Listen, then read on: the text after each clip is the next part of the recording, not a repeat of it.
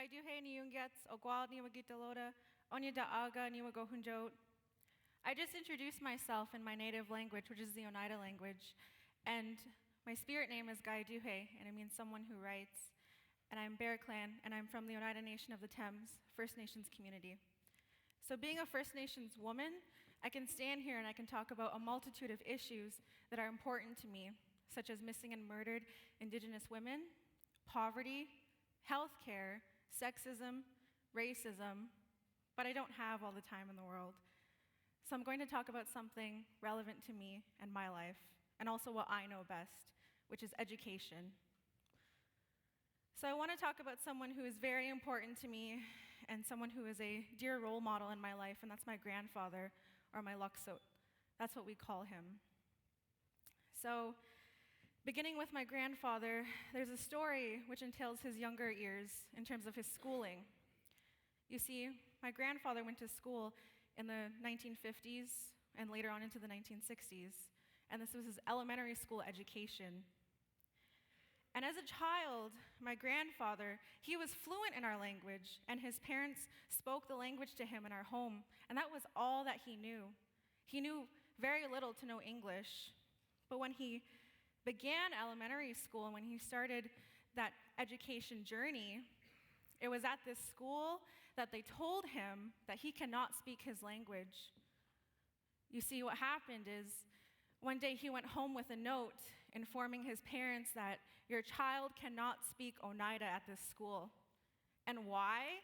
Because it disrupts his learning, and because it disrupts this Western education, it was seen as not useful. And I thought about this when he told me about it, and he said, it was hard and that it seemed like it wasn't valued, but his parents always told him, you'll never lose that language. It's going to stay with you for the rest of your life. But for schooling, he somehow had to erase this language and get rid of this culture. And when I think about this erasure of language and culture of indigenous people, we must also recognize the colonial history in Canada.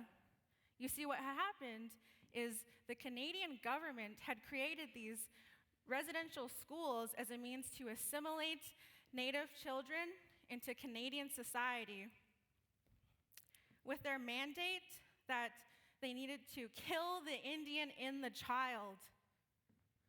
So as you see in the photo, to cut your hair, to not learn your language, and to erase your culture, because that's what they wanted for these indigenous people. And when I think about this erasure of culture and language, and I think about what it means to be a Native person, you see, that is so essential to our being and our livelihood. And I constantly thought as a child, I thought, why? Why don't we get to learn our languages? Why can't we practice our cultures? And you see, these residential schools, many children attended them. But what I later found out is that my grandfather didn't attend one. He went to a public-funded school, and he was still told that he cannot speak his language. And I thought, why? Why don't they want us to learn these things? And later on, my mother, she did not learn a single word of Oneida. And then thinking back to my own schooling, I was taught some of it. And bringing it back to my own journey, bringing it back to my own childhood education. This is where I went to school. This is Standing Stone School in our community on Oneida. So I went to school here from about ages 4 until about the age of 12. And at this school, I felt I had such a connection to the community. I felt like it was a good opportunity because I was raised in the reserve and I was going to school here. I had a connection to the community. I also had access to elders and teachers. And even at this school, we were taught some of our language, and we were taught some of our ceremonies. So, like I introduced myself, that is essential for us, and we were told that, to be proud of that. And we were taught it at a very young age. And I thought this was so great. I thought, wow, what a great opportunity, because not a lot of people have that sometimes. And then something happened. You see, this school, it only went up to about grade 6, so then for grade 7, I had to transition off of the reserve to pursue further education. And when that happened, I noticed that there are far disparities and so many inequalities with my Standing Stone education compared to all other Canadians. And when I think about this, I think about that transition to middle school and then further on into high school. You see, my community, it's located in southwestern Ontario, about 50 kilometers outside of London. So when I transitioned, I went to school in the city of London with many non-Indigenous children. And when I transitioned, I noticed something, and I heard some things too.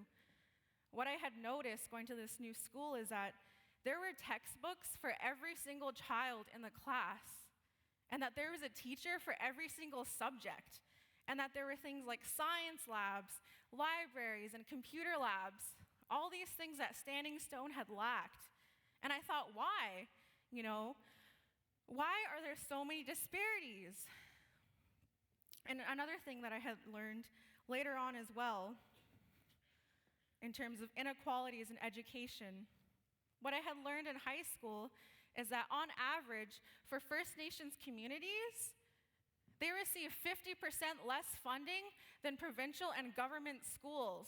So this means when I was going to Standing Stone, we received $3,000 per child for their tuition for the year, where in London, it was $7,000 per child for the year for their tuition. So this is more than double the amount that non-Indigenous students are getting. And I thought, why? Why do I get less? Why does our community get less? And I always pondered this, and I thought, it seems like no one cares. It seems like no one knows about it. And these inequalities in education, they are such a buildup of historical and social factors. Residential schools, we assume they happened hundreds of years ago, when we know very well that erasure of culture and language is happening today to Indigenous children. And when we talk about these transitions in education, I like to talk about my own transition to university. And it was very hard, and it was something that I hadn't noticed until the latter end of my second year. This immense amount of culture shock, of difference, of not knowing anything about this colonized school, this colonial structure. You see, high school and middle school was easy because I could walk down the halls and I would see someone that looked like me. I would see someone from the same community as me. I would even have classes with my native language. But it was here, there was no representation in staff, students, or course curriculum. And it just seemed to be a repeating pattern. I thought, why? It all added up at that point. It was, my grandfather being told he can't speak his language. It was being told, a lot of my peers, as well as me, oh, you're not smart enough to take those courses, or you're not smart enough to apply to that school, you're not going to get in, or you're just a lazy, dumb Indian. And I thought about this, and I thought, why does no one care again? Why is it that no one knows about this? And then something had happened along that transition in university. I had met another individual who is very important in my life and who is a mentor to me. You see, there is an individual, and his name is Kat Krieger, and he is an elder in Toronto as well as at our campus. And what an elder is they are a spiritual leader for Indigenous people. They carry with them language, ceremonies, teachings, and they're ultimately someone to help guide us through life and through struggles. And when I met Kat, I really understood some things while I was at university, that truly my identity is important to me, that I can't negate that. I can't leave that behind at my community and then come back here and pretend to be a student. That truly, as an Indigenous person, Reconnecting back to those roots, reconnecting with a community, reconnecting with an elder is how you create a sense of self in university. And it was through CAT that I really explored my indigeneity and what it means and what these issues are and why it is so important to me. And so I sort of transitioned into this new phase, this new leaf of really caring about these issues, advocating for people who weren't here, and really figuring out what does it mean to be a university student as well as being a Native woman. You know, there's so much hardship. There's so much of this backlog of underfunding, of disparities, of inequalities, of inherent racism in the system. And so some of you may be wondering, why is this girl up here so angry? Why is Diane so angry? Why is she yelling at me about this stuff? This stuff is irrelevant to me because I'm not Indigenous. And something that I want to talk about, especially important today, is that if it were not for the generosity and for the kindness of Indigenous people, none of us would be here today. None of us would be sitting here today listening to me. And when we think about these next steps, it's what can I do? And you see, one thing that is important to us and which gives us hope in the last year is there was something implemented, which was the Truth and Reconciliation Commission of Canada. And this was created as a means to combat systemic racism due to residential schools and due to the erasure of culture and language for these people. So with the turn of a new government that has promised to implement the TRC, Indigenous people are feeling pretty hopeful in the sense of thinking about the future, thinking about how we can combat these really hard barriers. Because something that you might not know is that Indigenous people are the fastest growing, youngest population in Canada, with the majority under the age of 25, and that's including myself. And it's something that we don't know about. You see this history and this erasure of culture and language for these people. We don't like to admit that we don't know about it. We as Canadians, we glance over it. It's one chapter.